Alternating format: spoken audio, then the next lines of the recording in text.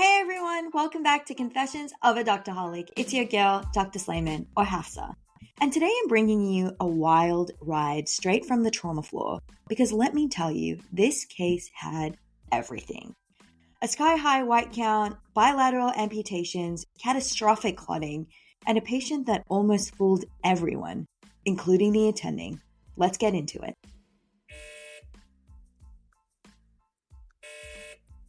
So we get this call about a very sick patient in the ED. At first glance, he's absolutely off. His white count is 74,000. Yeah, you heard that right. Platelets? Over 1,200. Hemoglobin, 8.4. Not super awful. Not cute either. And then I see in his chart, bilateral leg amputee. Now listen, I know we're not supposed to jump to conclusions, but I'm human. I see that and I'm like, okay, probably an uncontrolled diabetic, maybe septic, maybe neglected wounds. Spoiler, I was completely wrong. Turns out this man had polycythemia vera and something called catastrophic antiphospholipid syndrome, meaning his body was clotting like crazy despite being on anticoagulation. We're talking strokes, amputations, organ damage, all of it. He was already on Lovenox, but it wasn't enough. He'd come in from a nursing home after some vague abdominal pain and weakness. They did a CT scan, which showed a contained perforation and maybe a hint of blood, but nothing that screamed, go to the OR right now. Our team was on edge. He looked bad. Low pressures, starting on presses, mental status fluctuating. So we present to our attending, and honestly, he wasn't sold. He was like, why are you calling me about this? General surgery doesn't need to be involved yet. It's probably nothing.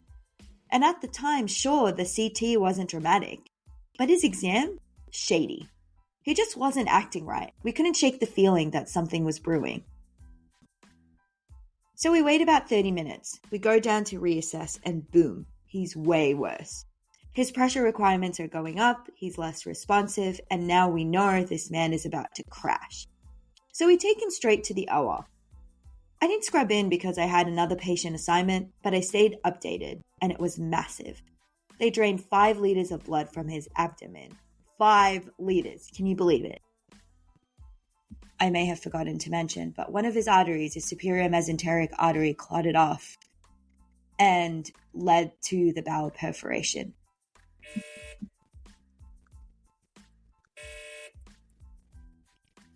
He ended up needing a Hartmann's procedure. That's where they remove part of the colon and create a colostomy, and landed in the ICU post-op. Now here's the twist. After the case, the attending, one of our favorites by the way, actually said, you guys were right to take him. He looked bad.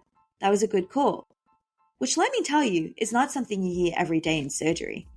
I think about this case a lot. Because sometimes we hesitate. We think, maybe they'll be fine.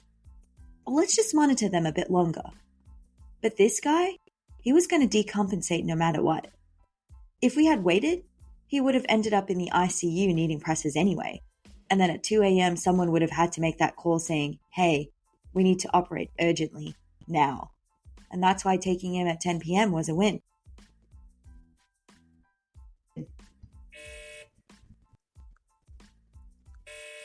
I was following him for the next couple of weeks, and he was heaps better. He was in low spirits, but he managed to get out of the ICU and back to the nursing home. His abdominal pain decreased substantially. So yeah, today's confession is about going with your gut. Even when the scan doesn't look terrible and the attending's not fully convinced, sometimes clinical judgment wins. Sometimes you take them to the OR just in time. Thanks for listening to Confessions of a Doctorholic.